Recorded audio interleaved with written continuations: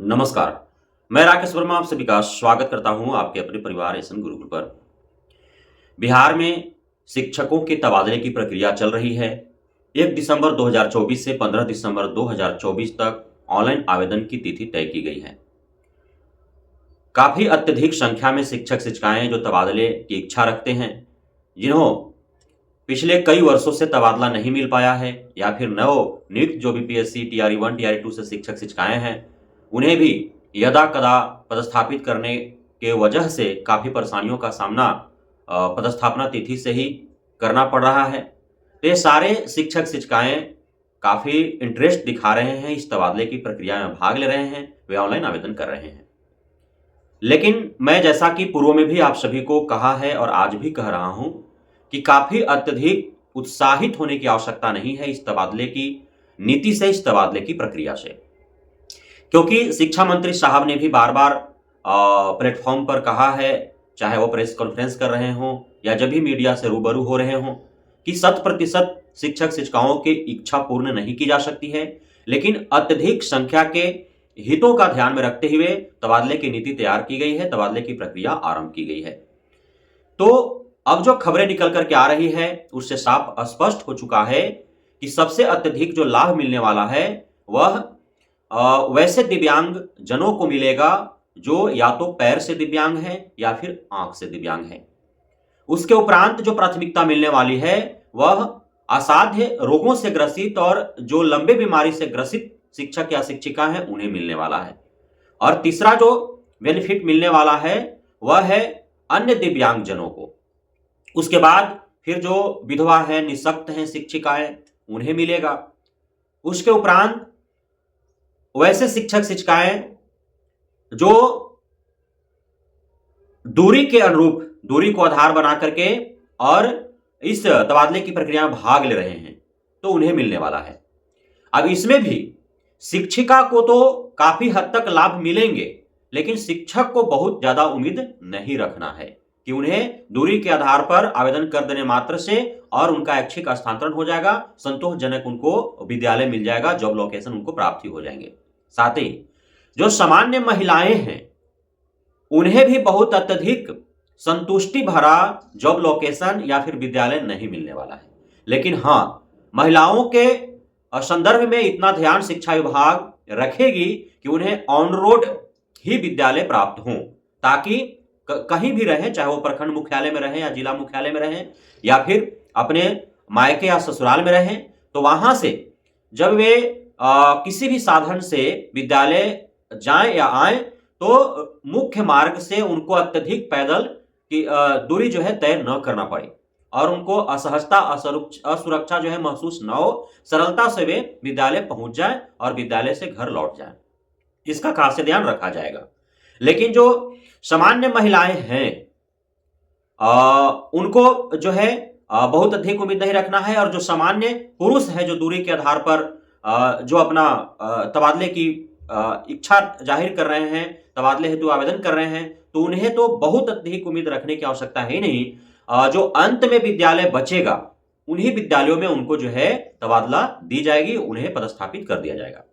इससे ऐसे समझिए कि अब जैसे कोई भी एक जिला ले लीजिए, चाहे आप औरंगाबाद ही जिला ले लीजिए।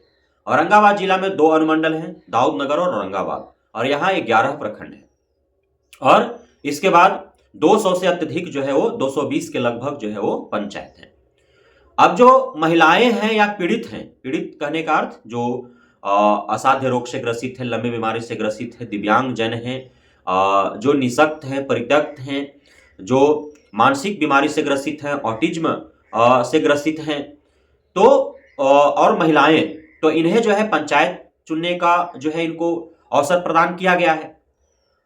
तो इनका अब मान लो कि उसमें कई सारे कैटेगरी हैं जिसमें सामान्य महिलाएं भी हैं और पीड़ित महिलाएं भी हैं। अब एक ही पंचायत को हजारों शिक्षिकाओं ने चुना, तो सीधी सी बात है कि प्राथमिकता जो मैंने क्रम बताया उस क्रमानुसार जो है उसमें प्राथमिकता दी जाएगी। सबसे अंतिम जो है वह किस पर विचार किया जाएगा? जो सामान्य महिलाएं हैं उन पर विचार किया जाएगा। तो हो सकता है कि वे मायके या ससुराल से काफी दूर के पंचायत में जाकर के पदस्थापित हो जाए, या फिर प्रखंड मुख्यालय, जिला मुख्यालय से काफी दूर के विद्यालयों में वो पदस्थापित हो जाए। हाँ, ये अवश्य है कि वैसे विद्यालयों में ही महिलाओं को पदस्थापित किया जाना है जहां पे रास्ते सुगम हो, जहां पे यातायात के साधन जो है वो सुगमता से मिल जाए, सरलता से वो विद्यालय पहुंच सके और विद्यालय से घर लौट सके, इसका खास ध्यान रखा जाएगा।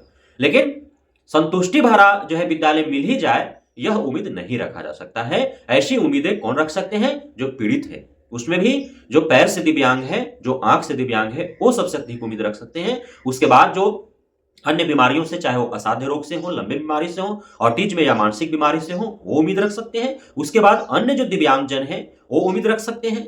और उसके बाद जो है जो विधवा परित्यक्त शिक्षिका है उन पर विचार किया जाएगा। उसके बाद जो है जो पति और पत्नी के पदस्थापना के आधार पर जो तबादला देने हैं उस पर विचार किया जाएगा। उसके बाद जो है दूरी के आधार पर जो आवेदन दे रहे हैं उन पर विचार किया जाएगा। दूरी के आधार पर भी आवेदन देने वाले में शिक्षक और शिक्षिका दोनों हैं, तो उसमें शिक्षिका पर विचार किया जाएगा। और अंत में यदि विद्यालय बचा तो फिर शिक्षक को मिलेगा, अन्यथा की स्थिति में वो जो 10 जो उन्होंने अपना ऑप्शन दिया है उसमें से कहीं भी उनको पदस्थापित कर दिया जाएगा, या फिर जो 10 ऑप्शन उन्होंने दिया है वहां कहीं भी उनको यदि कोई विद्यालय खाली नहीं मिल पाता है तो फिर उनको होम डिस्ट्रिक्ट के किसी भी विद्यालय में उनको पदस्थापित कर दिया जाएगा।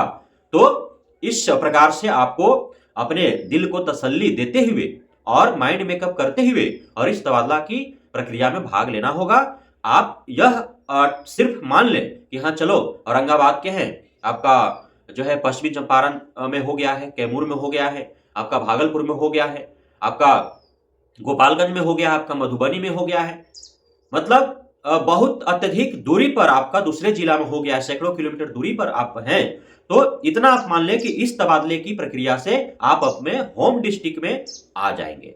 लेकिन संतुष्टि भरा और संतोषजनक आपको विद्यालय मिल ही जाए, इसका उम्मीद जो है काफी कम रखा जाए, क्योंकि आप अभी से उम्मीद पान लेंगे अत्यधिक तो फिर उस समय जब पदस्थापना आपको मिलेगा तो फिर आपको कष्ट होगा। इसलिए आप सिर्फ इतना ही मान करके चले कि चलो काफी अधिक सैकड़ों किलोमीटर दूरी पर थे, वहां से कम अपना जिला में तो चले गए, अपना प्रखंड में तो चले गए, अपने मायके ससुराल के इर्द गिर्द के किसी पंचायत के विद्यालय में तो चले गए, अपने जिला मुख्यालय प्रखंड मुख्यालय से जो है नजदीक के विद्यालय में तो चले गए, चलो मुख्य मार्ग पर तो हमको विद्यालय मिल गया। तो इस प्रकार से आप सिर्फ जो है उम्मीद पाल करके रखें। ज्यादा उम्मीद पालेंगे तो आपको पदस्थापना के समय अत्यधिक कष्ट होगा। और जिस प्रकार से एससीएस साहब का बार बार घोषणाएं हो रही है, उनका बयान आ रहा है, उसके अनुरूप यह साफ प्रतीत होता है कि जो 25 दिसंबर से लगभग यह तय है कि शीतकालीन जो छुट्टी मिलेगी, हालांकि उसमें विस्तार भी हो सकता है, वो तिथि बढ़ भी सकती है, क्योंकि अत्यधिक ठंड पड़ेगी तभी जाकर के जो है वो शीतकालीन छुट्टी मिलेगा। शीतकालीन छुट्टी जो है वो तिथि फिक्स्ड नहीं है, जिस जिला में जब आवश्यकता पड़ेगी वहां के जिलाधिकारी के द्वारा निर्णय लेकर के वहां शीतकालीन छुट्टी दे दी जाएगी। लेकिन जो एक अनुमानित तिथि तय की गई है 1 हफ्ते का शीतकालीन छुट्टी, उस दरमियान जो है सभी का जो ग्रेड वाइज, क्योंकि जो आवेदन हो रहे हैं वो तो सार्वजनिक तौर पर सम्मिलित तौर पर आवेदन हो रहे हैं, अब उसमें से अलग अलग जो है ग्रेड वाइज आवेदन को छांटना पड़ेगा, अलग अलग विषय वार आवेदन को छांटना पड़ेगा और फिर विद्यालय तय किए जाएंगे। जो विद्यालय से वैकेंसी मंगाए गए हैं, रिक्तियां मंगाई गई हैं, उस पर विचार किए जाएंगे कि किस जिला के, किस प्रखंड के, किस पंचायत में, किस विद्यालय में, किस ग्रेड में शिक्षकों की कमी है, उस ग्रेड के किस विषय में शिक्षकों की कमी है, और उस प्रकार से सभी का सामंजस्य बैठाया जाएगा, सभी को विद्यालय आवंटित किए जाएंगे और जो है प्रथम वीक ऑफ द जनवरी में जो है उनका पदस्थापना दे दिया जाएगा, उनको तबादला वाला विद्यालय में जो है पदस्थापित कर दिया जाएगा। इस प्रकार से जो है माननीय एससीएस महोदय डॉक्टर एस सिद्धार्थ का वक्तव्य बार बार आ रही है। बहुत बहुत धन्यवाद आप सभी साथियों का हमारे साथ जुड़े रहने के लिए, बने रहने के लिए, प्यार देने के लिए, भरोसा बनाए रखने के लिए।